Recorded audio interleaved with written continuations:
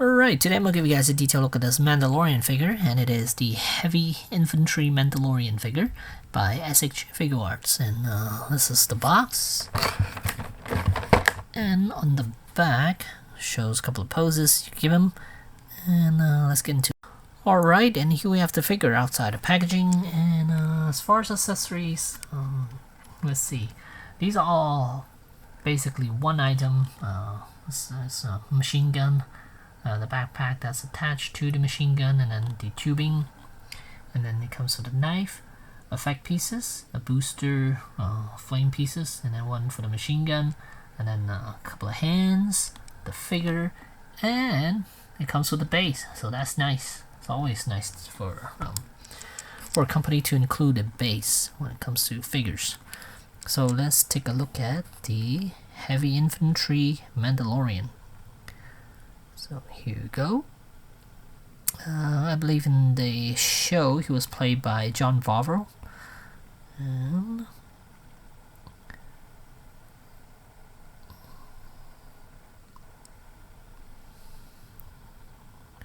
quite nice. And here's the back side of the figure.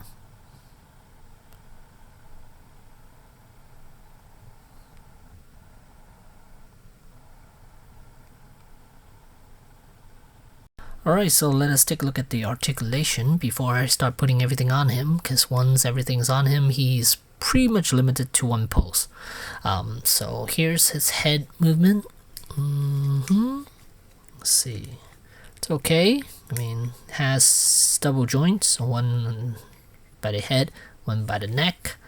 And then we have ball hinge joint for the shoulders, and it's pegged into his body, so which allows him to rotate his arm quite a bit. And then the shoulder pad is actually hinged onto the arm itself. Right there, you can see it right there. There's the hinge joint and another hinge. So there are two hinges on here. And then bicep, there is a swivel joint right there. Oops. And then he has double jointed elbows, but it is quite a little bit limited as far as range motion. It's only a little bit past 90. And then wrists, wrists on a ball hinge joint as well. And as for the torso, there are most likely two ball joints, one up here and one in the waist, but it is somewhat limited as far as range of motion due to the thickness of this belt, the height of this belt. Does limit range of motion a bit, quite a bit actually. Yeah, it's very limiting. It's it's hindered everywhere. So as for the legs, these are not the ones that you could lower. These are on hinges. So it could spread apart a little bit. It is hindered by the armor, the design of the armor. And he could raise his leg about that. Not even 90. So he could only raise his legs about 45 degrees. And double jointed knees, but it only gives you close to about 90 degrees, a little past 90, and that's it. And then the ankles on ball hinge joint, gives you a little bit of pivot, left and right, and then there's toes articulation as well.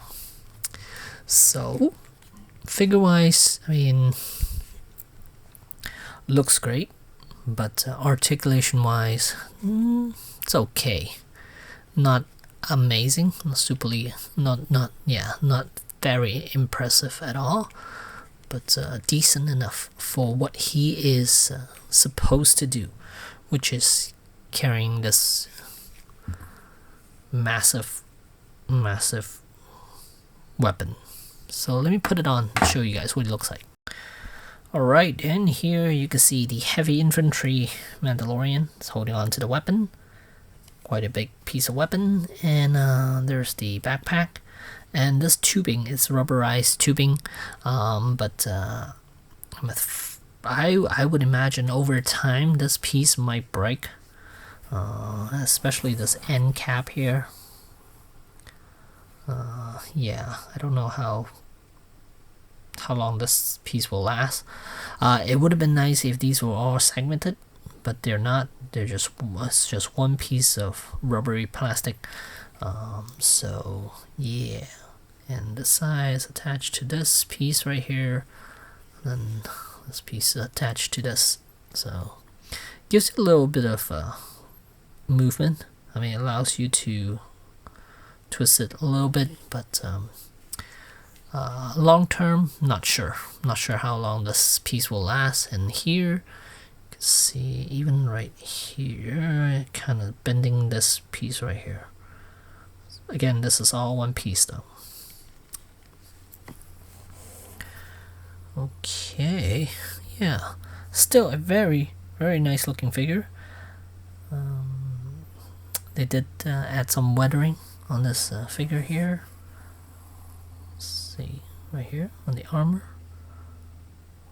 Not too much, they didn't go crazy with it, but it looks nice actually.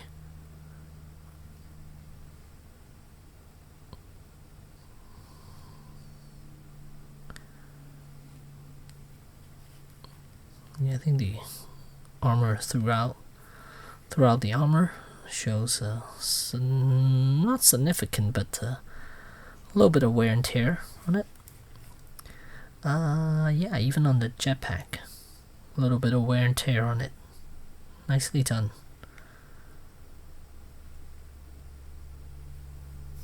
And here's the size comparison with the Mandalorian. Both are from SHF. As you can see, the heavy infantry, it's half a head taller than the Mando. Really nice together. I think it worked out well. And yeah, quite nice actually. And bought this figure off Ami. It was about $90 or so, somewhere around there, plus 20 for shipping, so about 110. Is this guy worth the 110? No, but I do like it because it is much cleaner. The design is much cleaner than, I mean, the lines of this version is much cleaner than the Hasbro version. I have the Hasbro version, but not the regular color scheme, but the crazy looking designer type color scheme. That one's alright, but I definitely prefer this one because it is from SHF, so range of motion's a little bit better, and just everything's a little cleaner. You know, just look at the gauntlet itself, so much cleaner looking as far as sharpness. It's much cleaner than Hasbro, but you are paying quite a bit more for this one versus the Hasbro version. The Hasbro version, I believe, was $30 to get that one. This one, triple the price. So yeah, there you go. There's the heavy infantry Mandalorian from SH Figuarts. Thanks for watching.